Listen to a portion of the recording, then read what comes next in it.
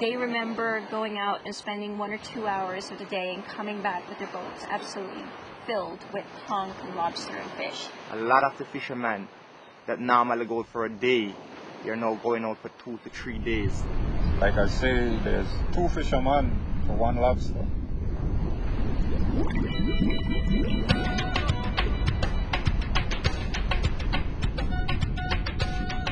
Fishing used to be one of the big industries in Jamaica, and still is, but a lot of people now have backed out of it because there's not a lot there anymore. It just changed so fast that, I mean, you can hardly believe it. If we don't protect what we have right now, I don't think we'll have anybody who can make a living off fishing. Hoping to preserve a way of life, Friends of Nature and the Nature Conservancy sponsored a unique knowledge exchange between Jamaican and Belizean fishermen. You know, the fishermen exchange for me has been the best way that we have found of really helping fishermen to recognize that the difficulties and challenge that they face in Belize is not just Belize. Fishermen in general are very suspicious when we see researchers, conservationists coming in. All the guys, every single person that spoke from their heart. It means so much to them. So 1, it educates them. 2, it gives them a chance to share their values and understand that it's a much bigger, wider challenge than just their localized challenge. Having the Jamaicans here that they can see, you know, that the Belizeans are more organized, that they work as a group in order to effect change. Face-to-face meetings with fishermen sharing common problems leads to the adoption of fishing practices that provide livelihoods for today without compromising the future. They have had a chance to look at things that they should adopt and things that they definitely should not do. It's not that fishermen not supposed to fish. You can fish, but fish cautiously.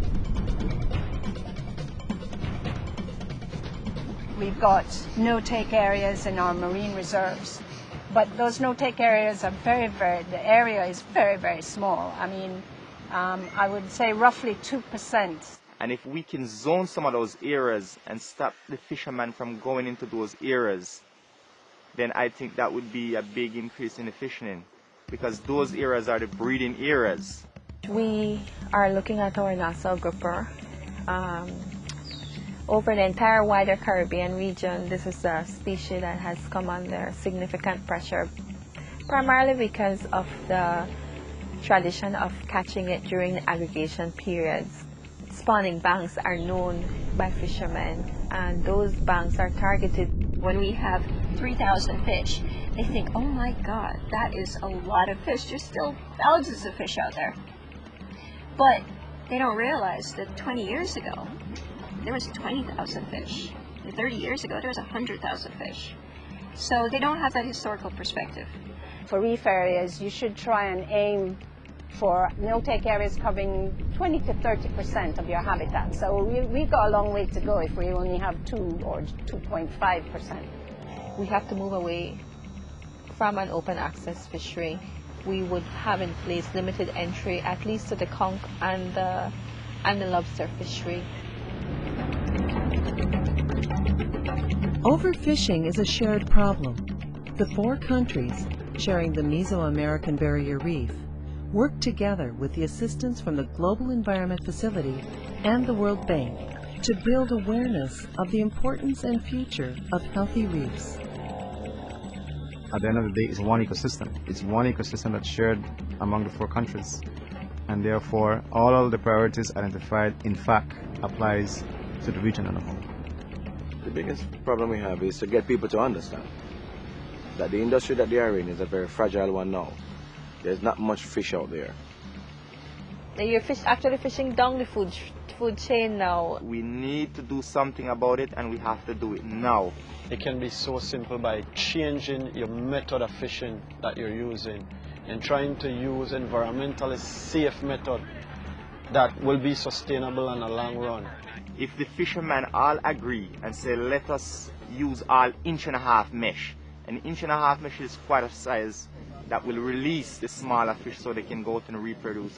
Catch data is fundamental. You have to have that data to be able to do proper fisheries management. If you bring a fillet into the co-op or to sell, it's very difficult to tell what species it is. You know, a lot of the fillet coming in are actually parrotfish. And so we also need to look at perhaps introducing a measure that will require that fishermen bring their catch in whole. Our fisheries are not only impacted by non-compliance from our locals, but it's impacted by non-compliance from our neighboring countries. One of our big problems in the south here is that we don't have proper patrolling when the seasons are closed.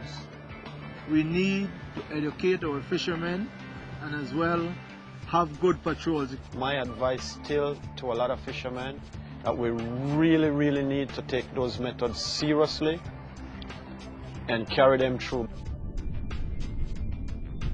It's extremely important to keep the reefs healthy for two main industries, which are mainstays in Belize. There's a fishing industry that depends on a healthy reef. The healthy reef is what your lobster and your conch and these other high-income earners depend on. And then, of course, there's also the tourism industry. Our tourism industry has boomed over the last 10 years. People are now looking at supplying that market. And one of the more opportunistic species, unfortunately, are species like the parrotfish. If one has overfishing on the reef of herbivores such as parrotfish, you get an increase in the level of algae. And as the reef gets flatter, you have no longer the complexity that the reef provides, no nooks and crannies for fish. And as a result, of course, the productivity is low, so fisheries will decline. And then tourism will decline as well, because who wants to go to a reef that has no fish? Governments in the region have to be cognizant of the fact that you need to preserve the resource that's actually attracting the tourism dollar, which is the reef. We are the only English-speaking country in Central America, so there is a boom with coastal development, and with coastal development comes some level of habitat degradation. The coral reefs do not exist and cannot exist without seagrass beds and mangroves. It is now affecting those very ecosystems that your species depend on for some part of their life cycle. And we could go the total precautionary approach and pass laws that would say, okay, we'll totally protect this at the end of the day, but how effective will it be if you have not addressed the socioeconomic issues? This leads us into the question of displacement of fishes and the need for alternative livelihoods for them. Have a sort of national needs assessment as to what other areas fishermen can go into, because we can't put everyone into tourism. Addressing market needs, addressing needs and interests of the fishers themselves. And we need to make a change. And my change, I wanted to still be on the sea. So I made a change to become a dive instructor. The Marine Protected Area system really depends on a lot of interrelationships. Being in a democratic country, the people can make that change and can make that decision. We as fishermen need to involve ourselves. Don't be afraid. Come out as fishermen and say, if you're going to do this, let me be a part of it. People need to organize themselves into groups, organizations, associations, legal entities, and really work towards persuading government that this is what they want. Urgency is because of the fact that we still are at a stage that we could intervene and maintain what we currently have in Belize. People's attitudes are changing in general.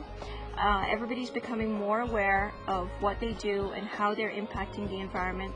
What I've learned is that the things that they have put in place can work. By and large, there's a great willingness on their part to start working together. If we don't start now, exactly it's gonna be tough? This is not an overnight thing that will happen. It's gonna take time, but it's also take a lot of effort, dedication. You have to be there. I'll be leading by example. I'll be doing some of the stuff that I know should be done to preserve fish for the future. This for me is very interested, and I'm one of them who is gonna drive the nail. And the communities are the one right now who are at the forefront in trying to get things done. And they're getting things done.